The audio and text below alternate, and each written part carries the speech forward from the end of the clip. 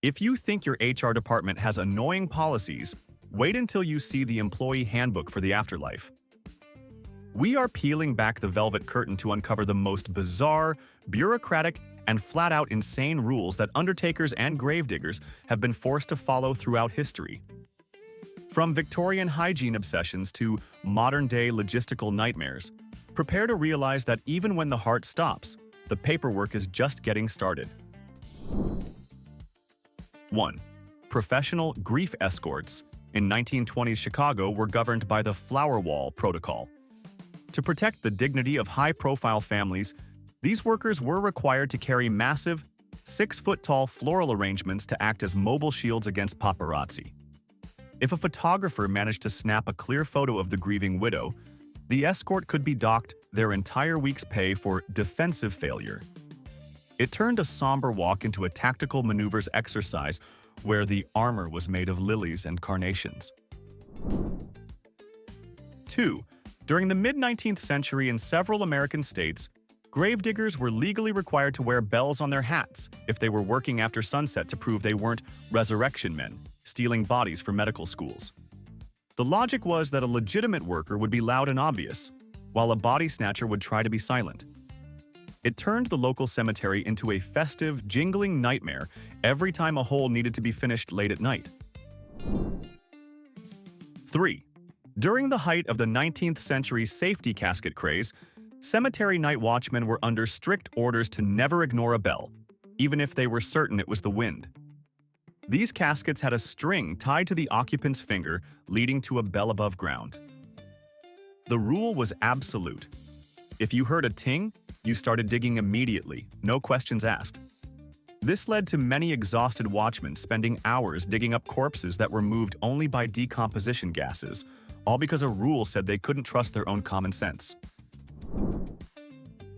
4.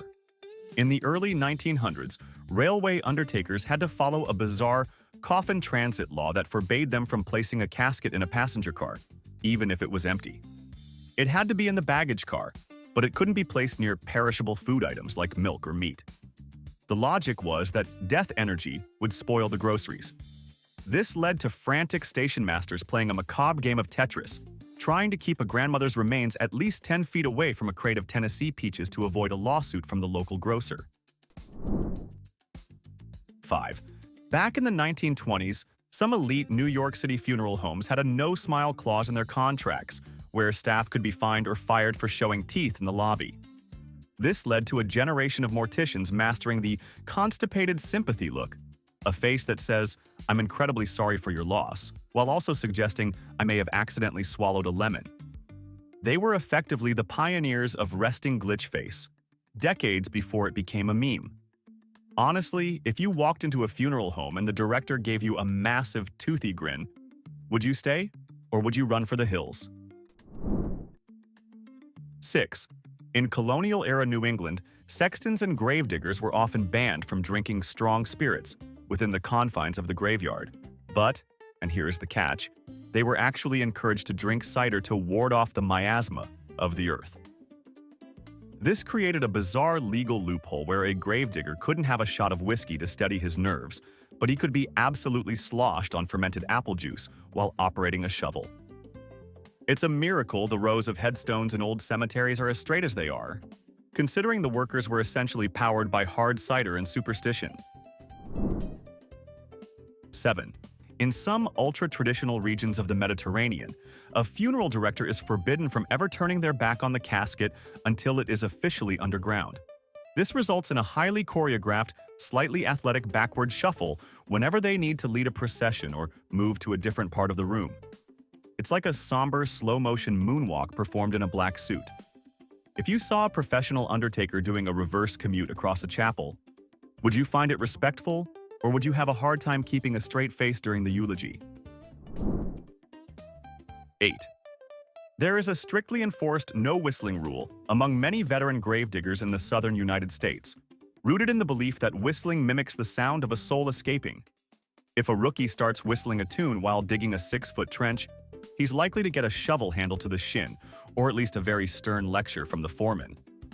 It's not just about the noise, it's about the professional etiquette of not sounding like you're having a whistle while you work Disney moment, while literally preparing someone's final resting place. 9. In 19th century France, an undertaker's master of ceremonies was legally required to carry a silver-tipped ebony staff, but they were strictly forbidden from using it as a walking stick. The staff was a symbol of authority, not a mobility aid. If an official was caught leaning on it during a long service to rest his weary legs, he could face a public reprimand for diminishing the dignity of the office. It was all about the optics. You had to look like a stoic statue of grief, even if your gout was screaming at you to sit down. 10. For modern green burial practitioners, there's a fascinating rule regarding the use of shroud bearers. Because these burials avoid heavy caskets, the funeral staff is often prohibited from using mechanical lowering devices. Instead, they must use hand-woven hemp straps to lower the body manually. This requires a level of synchronized core strength that would make a CrossFit coach weep. One slip-up and the dignified return to nature becomes a slapstick disaster. Would you trust 4 strangers to manually lower your remains into a hole using nothing but some fancy rope and their own biceps? 11. In Victorian-era Scotland, a sin-eater was often hired to sit by the deceased and eat a piece of bread placed on their chest to absorb their earthly transgressions. The strange rule for the funeral director was that they were strictly forbidden from speaking to or even looking at the sin-eater once the meal began. If eye contact was made, it was believed the sins would jump to the undertaker instead. This led to many morticians staring intensely at their own shoes for 20 minutes straight. Would you take a job where your coworkers treated you like a cursed ghost? 12. Modern burial laws in many U.S. states require a vault mandate, which forces gravediggers to install a concrete or plastic outer liner before the casket goes in. While families think it's for protection, the rule is actually for the mowers. Without the vault, the ground eventually settles and collapses, making the cemetery look like a muddy tray of brownies. It's a purely aesthetic law to ensure the grass stays flat for the landscaping crew. It's a bit cynical to realize your final resting place is shaped primarily by the needs of a John Deere tractor, isn't it? 13. Back in the 1700s, London searchers, women hired to officially confirm a death, were legally prohibited from holding any other job, especially in midwifery or nursing. The authorities feared that if a woman handled the dead, she would carry death dust back to newborn babies. They were essentially forced into a life of social isolation, allowed only to associate with other searchers and the local coroner.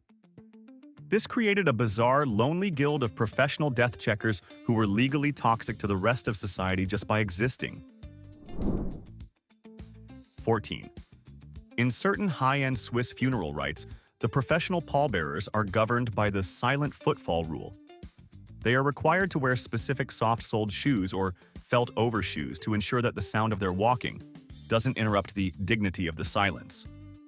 If a pallbearer's shoe squeaks on the marble floor during a procession, it's considered a massive breach of contract. They have to move with the precision of a ninja while carrying a 300-pound mahogany box. Do you think you could carry that much weight in slippers without making a sound? 15. In 18th century Denmark, official death messengers, men hired specifically to go door to door, announcing a passing, were forbidden by law from leaning against the doorframe of the house they were visiting. Folklore suggested that if a messenger of death touched the wood of the house, the shadow of the deceased would cling to the structure and haunt the inhabitants forever. These guys had to stand perfectly straight, looking like awkward mannequins while delivering the worst news possible. 16. In the 1950s, some American funeral associations had a suit symmetry guideline. If an undertaker was dressing a body in a suit, the tie had to be knotted with a specific dimple to prove it was a high-quality professional job. If the tie looked flat or rushed, the funeral home could be penalized by the board for lack of craftsmanship. They were essentially the fashion police of the afterlife, ensuring that even if you were headed for the furnace, your neckwear was strictly old Hollywood chic. 17. In many traditional Italian villages, The first room rule dictates that the funeral director must ensure the deceased is kept in the frontmost room of the house, with the windows cracked exactly 2 inches. This wasn't just for ventilation. The law was designed to give the soul a clear, unobstructed exit path. If a director closed the window too early or moved the body to a more convenient back bedroom for preparation, the family could legally sue for spiritual entrapment. Imagine getting a lawsuit because you accidentally trapped a ghost in the kitchen. 18.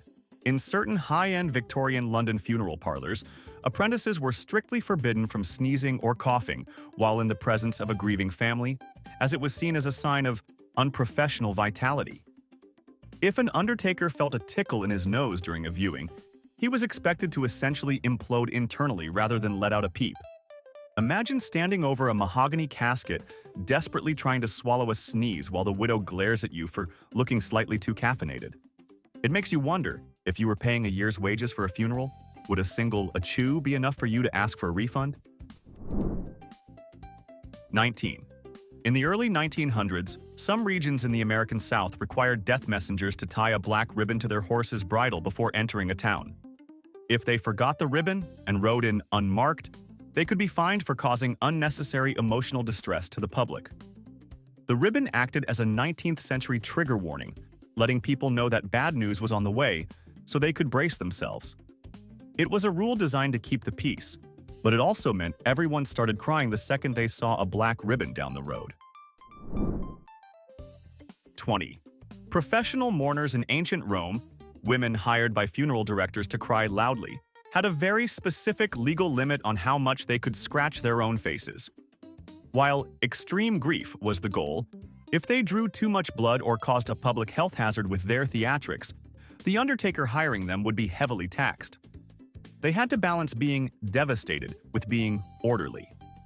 It was a bizarre form of regulated performance art where the director had to act as a producer, making sure the crying didn't turn into a riot. 21. In the early 20th century, French coffin tappers were legally required to visit fresh graves exactly 24 hours after burial. These officials used specialized stethoscopes to listen for any anomalous vibrations through breathing tubes. If they heard even a faint scratching, they were empowered to initiate an emergency exhumation. It created a class of workers whose success was measured by absolute silence. Imagine the psychological weight of a career spent straining to hear a sound you desperately hope never comes. Would you have the nerves to listen to the earth for signs of life? 22. For modern cemetery groundskeepers, there is often a no-planting rule that is strictly enforced to protect underground integrity. Families often want to plant a memory tree directly over a loved one, but workers are legally required to remove them. Roots can actually interfere with the burial chamber's structure over decades, leading to sinkage issues that are a nightmare to fix. It's a bit heart-wrenching to tell a grieving family that their oak tree is a structural hazard, but the rules of soil science wait for no one.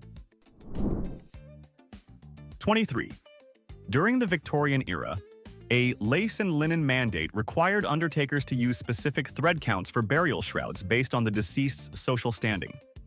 If a director used a lower-class cotton for a high-ranking official, they could be sued for breach of contract and social defamation.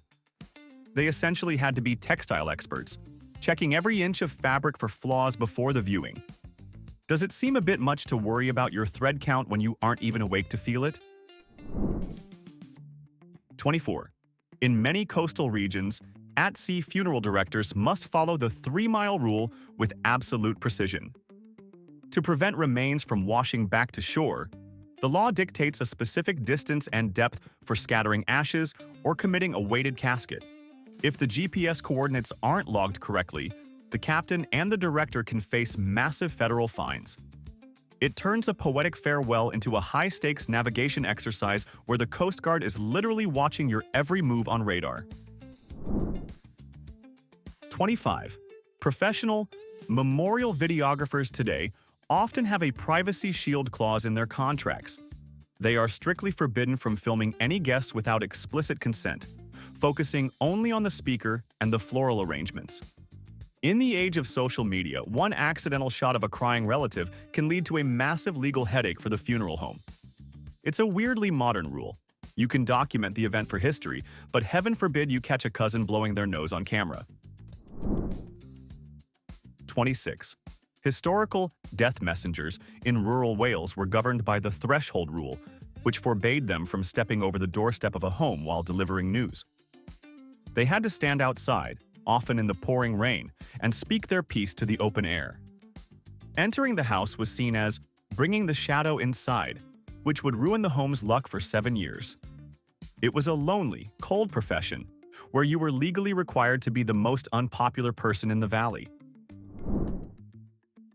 27. For workers at modern mausoleum complexes, there is a ventilation audit they must perform every month. Because these stone structures are airtight, they have to ensure the burp valves on the crypts are functioning to prevent pressure buildup from natural decomposition gases. It is a highly technical, slightly gross task that involves checking tiny plastic tubes to make sure the building doesn't literally crack under pressure. 28. In 19th century Germany, some city ordinances required gravediggers to keep a watch whistle on their person at all times.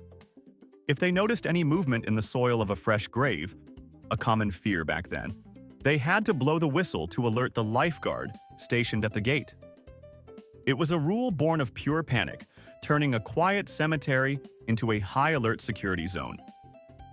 Even though it almost never happened, the law stayed on the books for decades as a psychological comfort for the living. 29. Modern biorecovery technicians who clean up after a passing have a zero-trace mandate. They are legally required to use industrial-grade chemicals that remove all biological markers, leaving the room hospital-grade clean.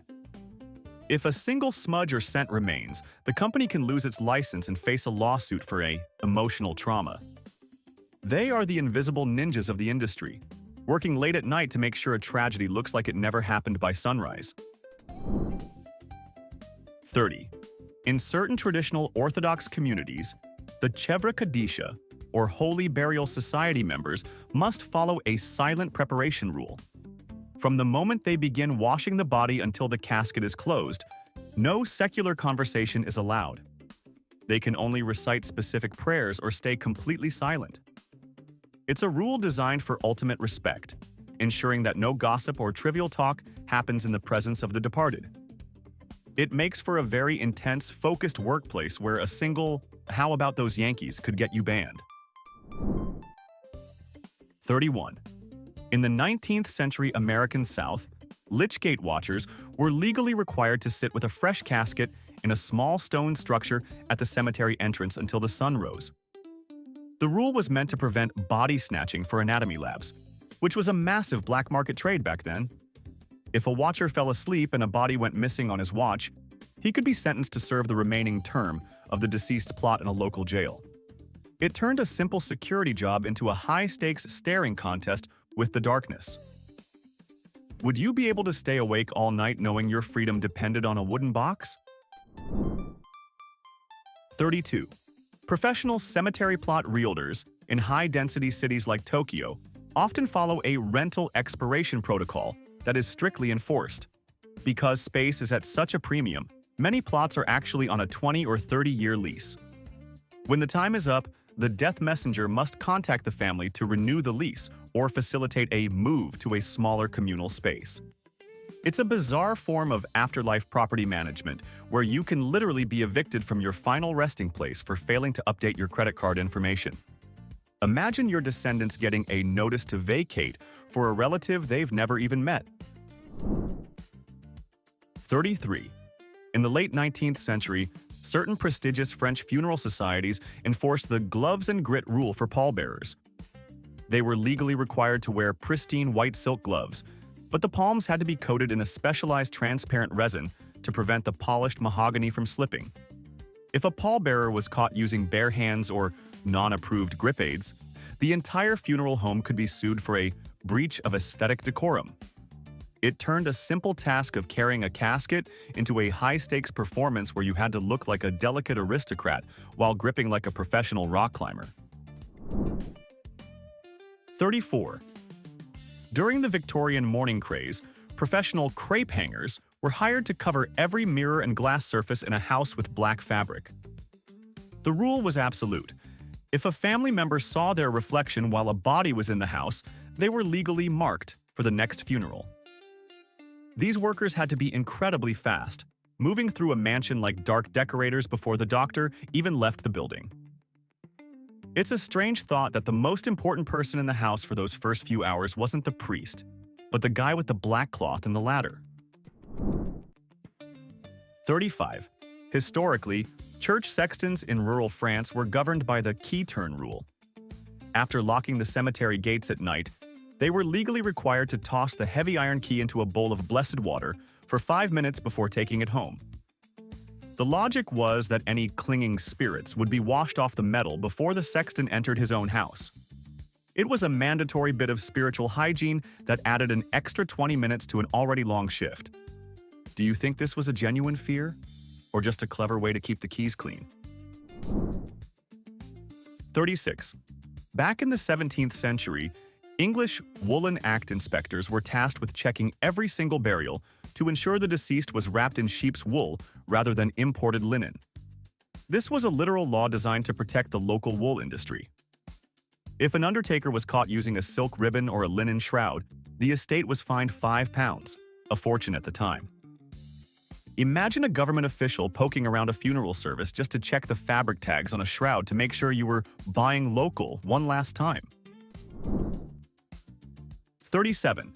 Professional ash-scatting pilots today have a strict wind direction protocol that is more about physics than philosophy. If they release cremated remains from a plane and the blowback enters the cockpit or coats the plane's tail, they can lose their flight license for improper disposal of hazardous materials. It's a delicate maneuver that requires banking the plane at a specific angle to ensure the passenger exits cleanly. It turns a spiritual moment into a very technical aerodynamics problem where upwind is the difference between a beautiful tribute and a very dusty cockpit. 38. In the early days of the American casket catalog industry, traveling salesmen had a no demonstration rule. They were strictly forbidden from actually climbing into the samples to show how comfortable they were. If a salesman was caught napping in his own inventory at a roadside motel, his license could be revoked for unprofessional conduct. It seems like the ultimate sales pitch, proving the product is so good you could sleep in it. But the industry decided that creepy outweighed convincing every single time. 39. Modern bio-urn technicians who place remains into biodegradable pods meant to grow trees have to follow a strict soil pH balance rule. If the ash-to-soil ratio isn't exactly right, the chemicals in the remains can actually kill the sapling, leaving the family with a dead memory tree. They have to act as part-time chemists, measuring out neutralizing agents to make sure the transformation actually works. It's a lot of pressure. If the tree dies, does that mean the rebirth failed or just that the technician forgot his litmus paper? 40. In traditional Tibetan sky burial traditions, the Rajapa, or body breakers, follow a rule that forbids them from showing any emotion during the preparation. They view the body as an empty vessel to be returned to nature via vultures, and any sign of grief is seen as clinging to the ego. They often joke and laugh while working to show their detachment from the physical form. To a Westerner, it looks incredibly callous, but for them, it's a legal and spiritual requirement to keep the atmosphere light. Would you be able to handle a workplace where cracking jokes was a mandatory sign of respect? 41. In the early 20th century, some Midwestern funeral directors followed a strict clock-stopping protocol. The rule required the mortician to physically stop every pendulum clock in the house the moment they arrived to collect the deceased. It wasn't just a superstition. It was a professional requirement to mark the time of departure for legal records. If a clock kept ticking, it was considered a sign of a sloppy, disrespectful job. Imagine your entire legacy being defined by whether or not a guy remembered to grab a brass pendulum at 3 a.m. 42. Modern space burial technicians must follow a strict debris neutralization treaty. The law dictates that memorial capsules must be designed to burn up completely upon re-entry after a set number of years. If a capsule stays in orbit too long and becomes space junk, the company faces massive international fines. It's a high-tech logistical puzzle where your final tribute is actually a carefully timed celestial countdown. Does it change the sentiment knowing your memorial is essentially a shooting star with a legally mandated expiration date? 43. In 18th century Venice, gondola hearse pilots were forbidden from taking shortcuts through unblessed side canals. They had to follow the Grand Path, passing under the city's most sacred bridges. If a pilot was caught slipping through an alley to beat the tide, he could lose his rowing license for a year. It turned a transport job into a high-stakes ritual where saving time was seen as stealing from eternity. It's fascinating that in a city of water, the legal route to the afterlife was more important than the speed of the journey. 44. During the 19th century resurrectionist scares, some cemeteries hired casket watchers who followed the double-check rule. Every morning at 4 a.m., they had to walk the perimeter and check for disturbed dew. If the morning frost or dew looked trampled in a specific pattern, they were legally required to sound a massive brass gong to alert the local police. It was a job built entirely on the ability to read the grass like a detective. Imagine your entire night shift being a high-stakes search for missing footprints in the fog. 45. Victorian mourning jewelry makers followed a traceability rule. When a family sent a lock of hair to be woven into a brooch, the jeweler had to provide a sworn affidavit that the hair used was the exact sample provided. If they were caught using stock hair from a wig shop to save time, they were charged with spiritual fraud. It's a weirdly specific consumer protection law, ensuring your heirloom is actually made of your relative. Would you trust a jeweler with such a personal piece of your family history? 46. In certain Himalayan regions, vulture watchers must ensure no unnatural materials remain after a sky burial. They legally account for every piece of clothing or jewelry, as leaving man-made items on the mountain is considered a desecration. These workers spend hours sifting through the site to ensure it returns to a pristine state. It's a job requiring a stomach of steel and a commitment to leave no trace that exceeds any modern environmental standard. It is the ultimate professional responsibility to ensure a truly clean return to nature. 47. Modern digital estate executors are now governed by data dignity laws. They are legally prohibited from accessing private messages without a court order, even if the family begs for access. Their job is to bury social media profiles, turning them into memorial pages, while acting as a digital bodyguard. They are the gatekeepers of your secrets, ensuring your internet ghost remains as dignified as your physical one. It's a strange new frontier, a professional stranger being the final curator of your entire digital legacy and private browser history. 48. In the Victorian era, mourning carriage drivers were governed by the stony face rule. They were strictly prohibited from acknowledging any friends or family members they saw on the street while on the clock. Even a simple nod or a hello could result in a fine for breaking the solemnity of the procession. They had to act as if they were part of the carriage itself, mechanical, stoic, and completely detached from the world of the living. It was a lonely way to make a living, essentially being a ghost behind the reins of a horse. 49. Modern space rest companies have a no-refuel mandate for their orbital memorials. Once the satellite containing the remains is launched, ground control is legally forbidden from adjusting its orbit using extra fuel. The rule ensures that every memorial eventually succumbs to atmospheric drag and burns up naturally, preventing the creation of permanent ghost satellites that could collide with active communication hardware. It's a strange, high-tech way of ensuring that even in the vacuum of space, you still eventually return to the dust of the Earth. The award for the most incredible rule goes to the Victorian Sin Eaters and their silent do not look mandate. It represents the ultimate intersection of social isolation and weird workplace etiquette. Imagine a job where you are paid to eat bad vibes while everyone treats you like a biological hazard. It's the peak of weird history, and we're glad it stayed in the 1800s. Do you agree, or did the bell pull inspection win your vote? Let us know in the comments. And now, our final number. 50. In modern natural burial preserves, the GPS tagging rule is the law. Because there are no headstones, gravediggers must log the exact satellite coordinates of every burial to within 1 inch. If the software fails or coordinates are recorded incorrectly, the preserve can lose its license for losing the occupants. It's a bizarrely futuristic way to manage a primitive practice. You are buried in a simple shroud in the woods, but your grave only exists as a digital pin on a server in Silicon Valley. We have journeyed from ancient sin-eating to digital ghosts, proving that humanity's obsession with controlling the uncontrollable knows no bounds. These rules show that even in our final moments, we are still trapped in a web of bureaucracy and superstition. But here is the real question. If we spend so much energy regulating every inch of the grave, are we actually honoring the dead? Or are we just desperately trying to convince ourselves that we still have power over the inevitable? Drop your thoughts below. Stay curious, and I'll see you in the next one.